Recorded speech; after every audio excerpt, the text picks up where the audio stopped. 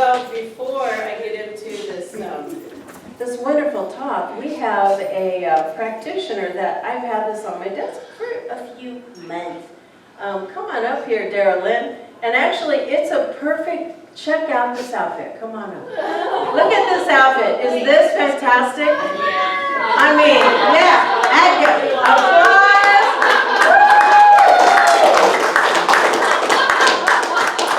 Well, I can't remember, who's the guy that produced All in the Family, Good Times? Norman Lear. Okay, so Norman Lear, you probably don't know this, but he actually, because there was a time in the 70s when, you know, it was like religion and politics got really weird, and so he actually got Robin Williams to get up and pretend he was the flag and make it joyful, and so everybody felt good about it again, rather than having it be a negative thing. So thank you for being our positive flag up here. I love it. Yay. Okay, so the flag, exactly, that was his point. He wanted to make clear. I told my neighbor that the other day. She said, oh, I see you're for someone. And I said, well, the American flag is... Exactly. And it's creating oneness. You know, he was at that time period, you know how history repeats itself. He was creating oneness at that time by bringing a joyful, fun experience of the flag. And thank you for being that and holding that. That's great. I'm so glad we showed up. I am so glad. It's perfect. All right, so Darylyn actually moved her practitioner license to Center of the Heart. And she has her practitioner card. Oh, yay, for renewing. I know. Finally. I know, she is a card-carrying religious scientist. All right. Official. You are so welcome. Thank you for being here. I'm so grateful. Isn't that wonderful? Putting this in the safe at home. But I love it, you know, I love that, because that's such a great message about oneness and about the flag is for everyone. I agree. Because, you know, it's in our world, you know, we have spiritual truths, and my talk is about spiritual truths and how to really heal our lives, how to improve your life. And one of the tenets, well, we have a lot of tenets. Tenets are the truths or the teachings of religions and different places. So we have what we call the core values or our core concepts in science of mind. And unless you took the foundation class, unless you were in a practitioner class, you're not going to remember them necessarily. I mean, you'd have to pull out your book and read about them. But one of them is so simple, and it's really the first core concept is what we believe. God is all there is. And there is one divine essence, one source, one infinite that creates all that we see. That's on that spiritual intelligence. But then on the individualized side is that we are one with God. So here it is that he actually blended that into our 5 steps of prayer. And by knowing that we are incarnation of God, we are the divine of spirit, that we have the choice to co-create with God. How cool is that? So we can co-create either negativity or positive. And it's really free will and our choice. Because as we choose that, and I don't know about you, but over the years, I mean, I've definitely chosen to make it a little harder in my life. But as we evolve, you know, we're able to make it quicker and quicker and quicker. How many, like, say think back 10, 20 years ago about as you were first on the spiritual path and how something would just stick with you for weeks or months at a time, right? And as we evolve, we're able to let go of it within a few days, within a few hours, depending on how deep it is. And what happens is that, you know, in this spiritual path, we actually have times where we keep praying, I want to be one with God. And you're meditating on it. All of a sudden we get hit with something and somebody says something and we're like, oh, that person, and then we have to go into another level of healing because the ego and the mind doesn't want to deal with it. It wants to just keep everything status quo. And I know there's times when I'm like, no, I am not gonna do that. But I'm sorry, we go kicking and screaming, and Reverend Michael Beckwith has said this, that the spiritual path is not for sissies. It's not. Because think and be with times in our lives, whether it's been a catalyst with a divorce, an illness, relationship issues, whatever the case may be, and we're like, oh, I don't want to go through this. But maybe it's because it's a spiritual passage for us. Maybe it's because it's something to crack us open. And I got this image of, we're like little pieces of coal, and in the center is a diamond. And we're revealing the diamond.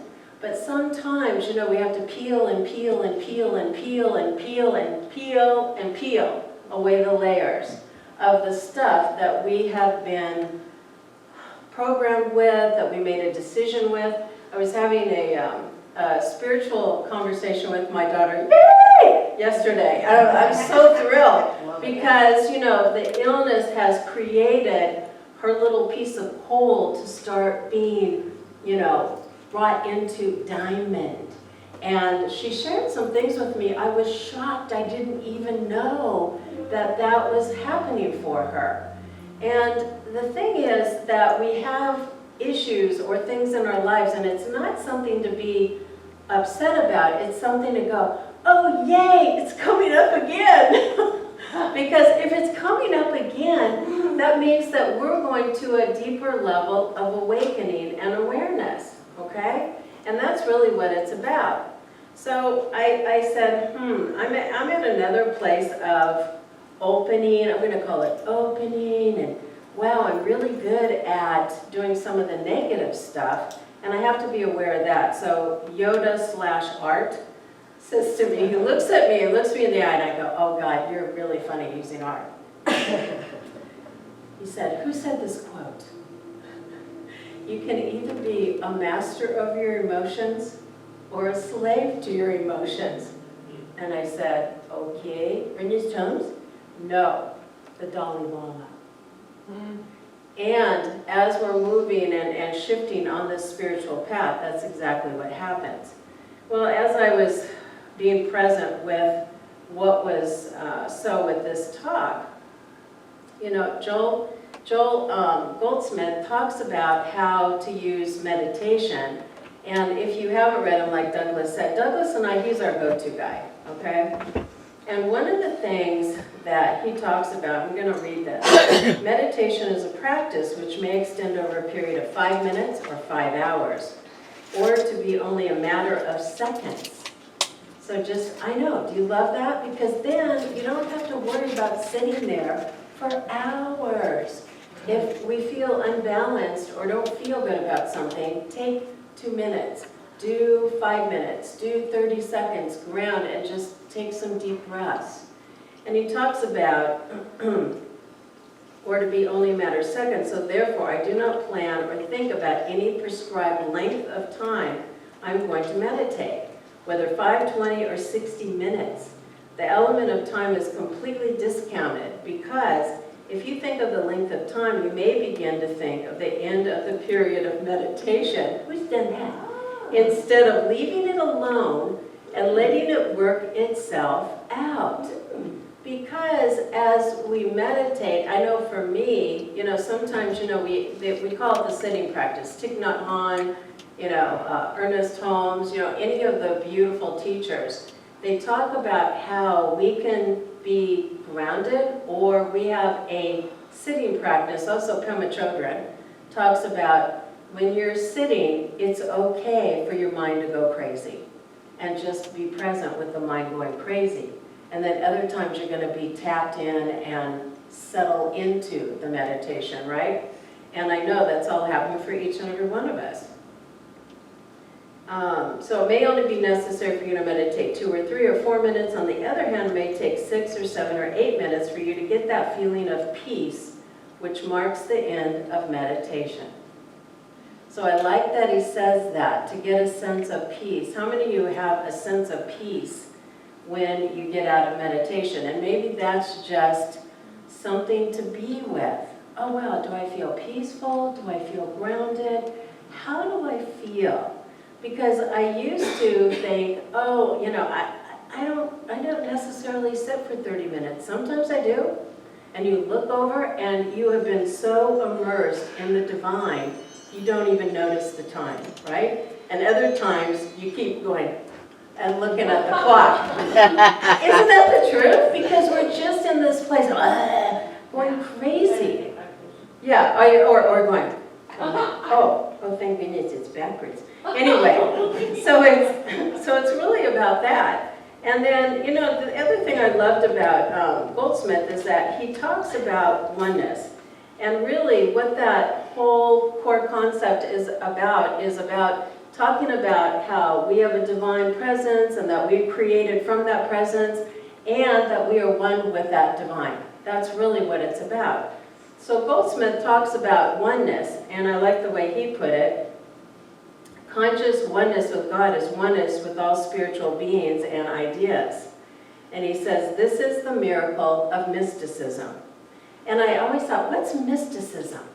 Barbara shared I don't even know if I have it written down, but there's a beautiful teacher. What was his name, Barbara? Richard Rohr. And he's a Franciscan priest. And he's written, I don't know, I looked at it after I watched him on Oprah, and he's written, I don't know, at least 10 books. So he wrote this book because he was at the end, he says, I'm at the end of my journey, I believe. He may not be. I mean, who knows, It's a fabulous website. Yeah, okay, so Douglas just said, here's another spiritual tool, is that you can look, and he, in his talk, and you could probably get this up on YouTube, the latest talk that he was on Soul Sunday with Oprah. And if you want to look at somebody who has practiced and does his work, this man is beautiful. And he was really talking about, now is the time for us to come together in harmony and peace. And this is it, because we can make a difference, each and every one of us. And he also was talking about oneness rather than what we see out in the world as separation right now, okay, with the flag, with different things. And it's not a judgment, it's just seeing what's outer. But how can we bring that inside us and create that sense of oneness and peace? So what Joel talks about is your conscious oneness with God makes everything in this world available the moment that you need it. And I like that when we're going through a crisis with our health, when we're going through relationship issues, because it gave me such peace, when different things are going on. Nobody can keep it away from you either, nobody. But this is only true if you are following the spiritual path. Conscious oneness with God is mysticism. So when we think about oneness and think about mysticism, we are all mystics. I'm not any better than anybody else here. We're all mystics. It's just remembering and having that remembrance that we are the mystics. Because if we're sitting in these seats and we're here and we're willing to be on the spiritual path, what that means is that we are the way showers of the world, and we're the way showers of shifting humanity and changing it. You go, but it's only just me. Well, one person makes a difference. And one energy, one powerful, potent, positive energy makes a difference in the world. Conscious oneness with God is mysticism. Conscious oneness with God constitutes your oneness with all spiritual being and with every spiritual idea. So when I was in a Joel Goldsmith study group, which maybe we should get one started here, Douglas, once a month, huh? What do you think? And for example, money is just a human concept, but it is a human concept of a divine idea, representing, here's some more statements of truth. Love is a statement of truth. Gratitude is a statement of truth. Sharing and cooperation. If you look this up on the internet and you type in spiritual truths or spiritual principles, either way, they're the same. You'll have several, but they're universal concepts. And the universal concepts is what helps us to be with them and look at them. You take maybe one at a time. You may take love. You may take forgiveness. In our core concepts at Science of Mind, they're all laid out, and we'll go over that every single week. I'm picking oneness this week because that is the basic work that we need to do in order to become the mystical beings that we are and come back to where we were when we were born. So my daughter and I were watching, you see children and think back in your own life. We see where we lost that divine connection with spirit, and we see where we lost our innocence. Do you remember that? Do you remember when you were just running around and so joy-filled? We don't, right? Because we forget. We forget. But when you watch a little child, and whether you're a teacher or whether you're a grandparent, it doesn't matter. You see this beautiful, pure innocence. And they are one with everything in the world. They know that the world is theirs and they can have anything they want. It starts to change as we age and as they're out in the world. So my daughter's reading a book called Conscious Parenting, which really is about creating oneness and creating concepts of being awake and aware with the truth statements in order to shift their parenting, but to reparent themselves. So it's a fabulous book for parents, grandparents, anybody really, because it's how to reparent yourself and to become one and come back to that divine with God. So getting back to, getting back. When you feel pressed for money, one of the reasons is that you are looking for it from some source outside of yourself, when all the time it is hidden within your own consciousness. Oh, I love that. So I'm highlighting, and probably that's something to say. Oh my gosh, it's hidden in my own consciousness. That takes away the blame, shame, guilt, whatever it is, yeah? Because then we feel good about it. It is already within you, but you are looking for it in a person, place, or thing. And I love, he creates it to the Holy Grail. He says, the Holy Grail, where it's for the gold cup from which Jesus is supposed to have drunk at the crucifixion, and seekers came home impoverished and broken in health, and they came to their own door, but normally, it's like this book I've read before, it's called Acres of Diamonds. They go out and seek outside of themselves. What it really is the spirituality within us. We're seeking outside to create what we need for healing. It's all right here. And they get home, and the acres of diamonds are right in their backyard. And they come home going, oh my gosh, why didn't I realize this? But my daughter and I were saying a lot of times what happens is that we're not ready, willing, or able until we hit our 40s to start looking at some of this. Unless you were raised with this. But anybody here raised with this? Yeah, right? So it's really about, wow, I wonder would I be different? But we would still have the same journeys. We would be more aware of the spiritual truths, but we would still have the same journey. So the last thing I want to read was, and then I want to share about spiritual truth and statements of truth and how we can use that in a way to help us shift what's going on in our life. So when I was in this study group, we would hold a statement of truth in our meditations throughout the week until we met again. But what he talks about in the mystical life is that you're coming into a place of, when you meditate, you read that stage of consciousness where you're holding it, and he says it like this, where you're not wanting to get anything, you're inquiring about that statement of truth and what is it going to be revealed to you during your meditation. So let me read a few of these and see if you resonate. My favorite one that I do most of the time, my go-to one is, God is the doer within that does the work. So that's mine. But I'll read a few to you because you'll, that's not really mine. And that's all right. So these are some of the ones that I have them all written down. Okay? So we live these statements of truth, and it's a lot of practice. What's spiritual practice? God does all things through me. How about that? Or the divine does all things through me. And if you guys have any, pop them out here, because what it is, you're doing a deep inquiry during your meditation with the statement of truth in order to shift you. Okay? We're going to take the word Father out because that'll trigger some people. I and my beloved are one, and all that the beloved has is mine. You like that?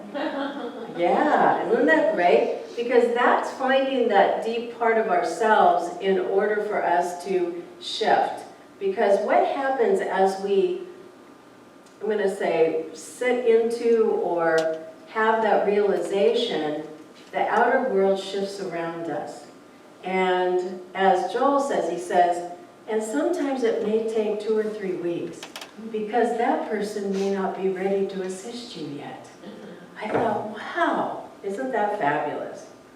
And then this one is, all that the beloved has is mine, and the beloved knows my desires before I do. Okay, isn't that a nice one?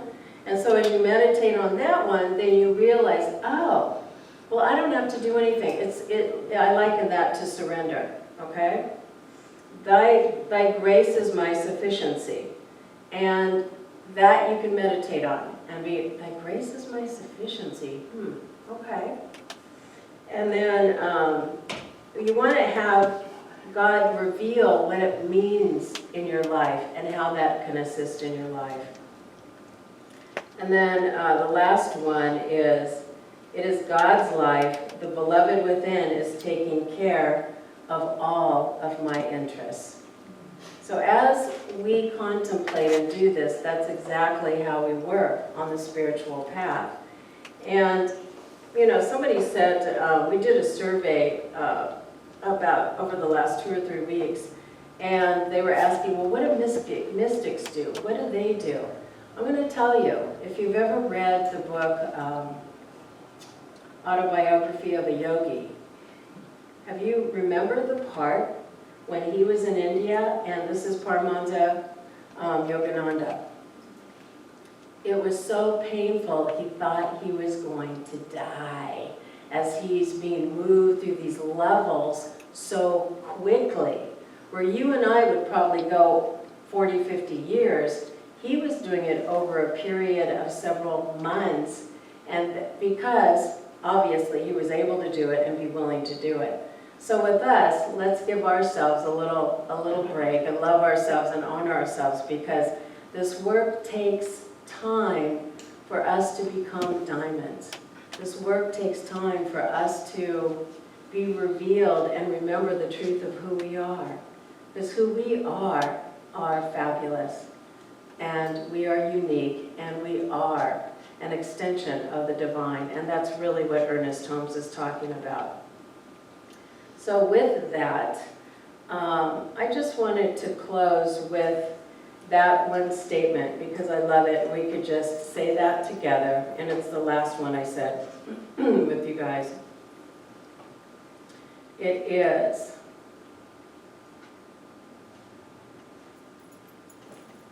is the divine's life. So say this out, repeat after me. It is the divine's life. It is the divine's life. And the divine within is taking care of my interests.